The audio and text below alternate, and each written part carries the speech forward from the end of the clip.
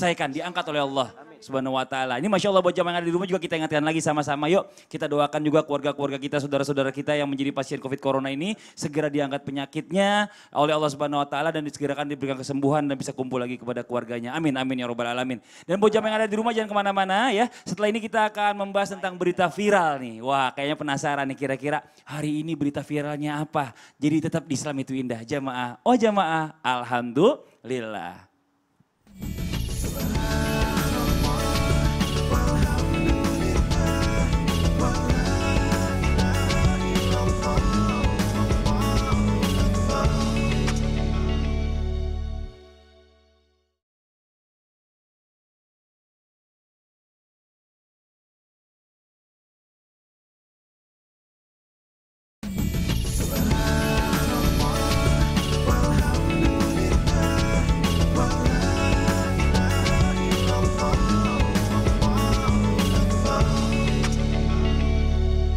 Masih di Islam itu indah buat jamaah yang di rumah ya, sebelum nanti kita membahas tentang kesimpulan tema kita hari ini ya. Kita sama-sama lihat dulu nih berita viral kita hari ini apa sih. Yuk sama-sama kita lihat tayangannya, ini dia. Ayo kita lihat.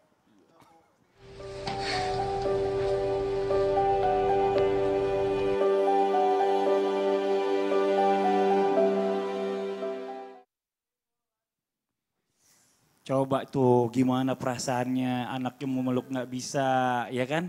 Ini yang menghujat, yang mengucilkan coba mikir lebih dalam lagi. Mungkin kita coba minta komentar dari guru-guru kita. Ustadz Ahmad Khan silakan. Masya Allah, ini kalau kita perhatikan videonya ini adalah video yang mengiris hati ya. Kenapa? Karena kesedihannya luar biasa, mungkin sebagian kita belum bisa merasakan apa yang dia rasakan dan yang lain rasakan dari dokter-dokter dan tim medis. Bagaimana kesulitan mereka yang tadinya biasa pulang peluk anaknya, cium istrinya, sekarang harus menjauh dulu dari keluarga.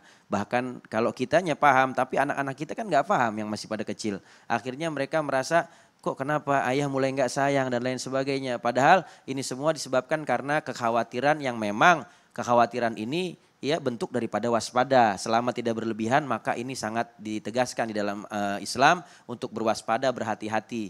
Ya, dan ini juga bentuk khawatirnya orang tua. Jangan sampai nanti mungkin pulang ke rumah akhirnya bisa menularkan anaknya, menularkan keluarganya, istrinya dan lain sebagainya. Maka ini kita harus selalu senantiasa berhati-hati di dalam hal yang positif dan selalu serahkan kepada Allah Subhanahu wa taala. Yang penting tadi pesan dari saya, maksimalkan ikhtiar kita baik secara zahir maupun batin, selebihnya kita pasrahkan kepada Allah Subhanahu wa taala. Mudah-mudahan musibah ini cepat berlalu insyaallah. Amin. Ustadz Syam, mohon izin komentarnya dan Banyak yang seperti ini, kalau ini yang di Arab, ada juga yang di Thailand kalau nggak salah itu diciumnya dari kaca mobil gitu. Jadi anaknya minta ayahnya buka masker gitu, jadi diciumnya dari lewat kaca mobil gitu. Sedih banget ngelihatnya, cuman yang terfikirkan sama Syam ketika pertama kali melihat video ini, seorang ayah tidak bisa lagi memeluk anaknya, seorang ibu tidak bisa lagi memeluk anaknya dikarenakan karena ini. Teringat satu ayat dalam Al-Quran, فَإِذَا جَاءَتِ الصَّاخَّةُ يَوْمَ يَفِرُّ الْمَرْءُ مِنْ أَخِيهِ وَأُمِّهِ wa abi wa sahibatihi wa bani likulli imri'in minhum yawma idzin sya'nu yugni. Hari kiamat gambarannya seperti ini. Kita mungkin mau mencium anak tapi ternyata kita disibukkan dengan amal kita sendiri gitu. Enggak bisa kita mencium mereka. Kita mungkin mau berdekatan dengan orang yang kita sayangi di dunia, kita tidak bisa lagi berdekatan dengan mereka. Jadi simulasi hari kiamat gitu ya. Lockdown itu simulasi hari kiamat di mana hari kiamat nanti kita tidak bisa lagi memikirkan orang lain. Kenapa? Karena kita takut masing-masing udah likulli imri'in minhum yawma idzin sya'nu yugni. Pada hari itu mereka sibuk memikirkan amalan mereka masing-masing. Jadi ketika melihat sesuatu yang terjadi, banyak sekali hikmah yang kita bisa ambil. Salah satunya ketika melihat kita nggak bisa keluar, kita mikirin saudara kita yang ada di Palestina. Oh dari dulu mereka nggak bisa keluar daripada jalur Gaza.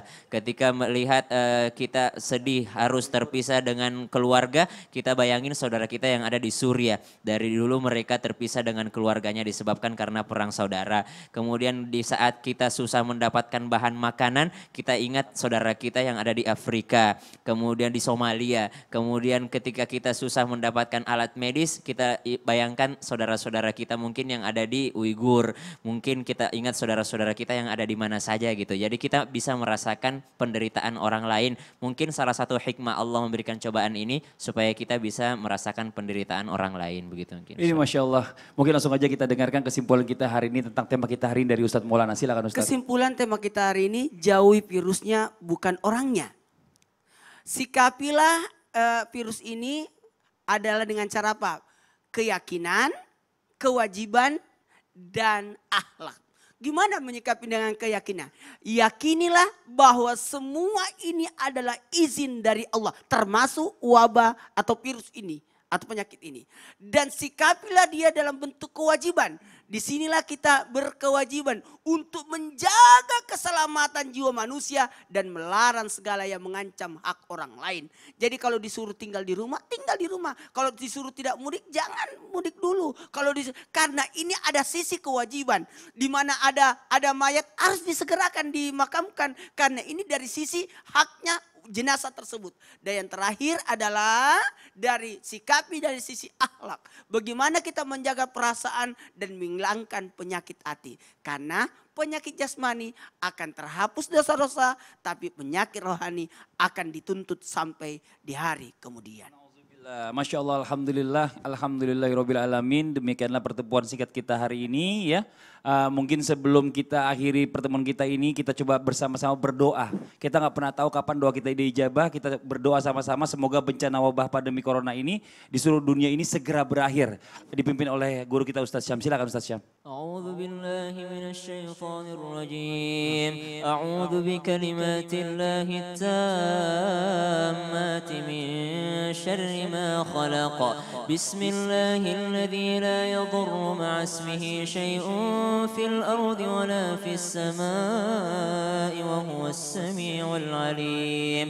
Allahumma inna nas'aluka khaira hadzal yawmi fathah wa nasrah wa nurah wa barakatah wa hudah wa na'udzu bika min syarri ma fihi wa syarri ma ba'dah. Allahumma dafa' 'anna al-ghalaa wal balaa wal wabaa. اللهم ادفع عنا الوباء والبلاء ما ظهر منها وما بطن من بلدنا هذا إندونيسيا خاصة ومن بلدان المسلمين عامة إنك أنت السميع الدعاء.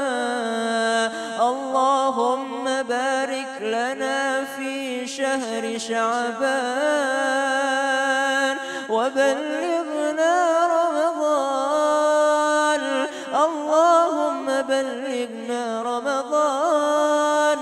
اللهم بلغنا رمضان بصحة وعافية ورزق واسعة. اللهم أنت الشافي لا شفاء إلا شفاؤك لا يغادر سقما. اللهم أنت الشافي اشف مرضانا ومرضى المسلمين كما قلت في كتابك وإذا مرضت فهو يشفين. Ya Allah ya Tuhan kami, angkatlah wabah penyakit ini ya Allah. Ya Allah ya Tuhan kami, marhaban ya Ramadan. Ya Allah, kami menyambut bulan Ramadan ya Allah. Sehatkan kami, angkat seluruh penyakit ini sehingga kami mampu bergembira di bulan suci Ramadan. Sehingga kami mampu berpuasa di bulan suci Ramadan. Saudara kami yang sedang sakit, angkat penyakitnya ya Allah. Karena Engkau yang berkata dalam Al-Quran, kalau engkau sakit tentu Allah yang akan menyembuhkan. Ya Allah ya Rahman ya Rahim, sayangi kami semua. Allahumma altuf bina fima jarat bihil maqadir. Ya Allah, kami sadar ini sudah Engkau takdirkan. Dengan dari itu ya Allah, ultuf bina ya Allah. Kami tidak minta menghilangkan takdir. Kami hanya meminta kekuatan supaya Engkau ringankan takdir yang Engkau berikan kepada kami ya Allah. Allahumma antas syafi ishfi mardana wa mardal muslimin. Sembuhkan penyakit kami dan penyakit seluruh kaum muslimin. Sehingga kaum muslimin mampu bergembira di hari raya Idul Fitri.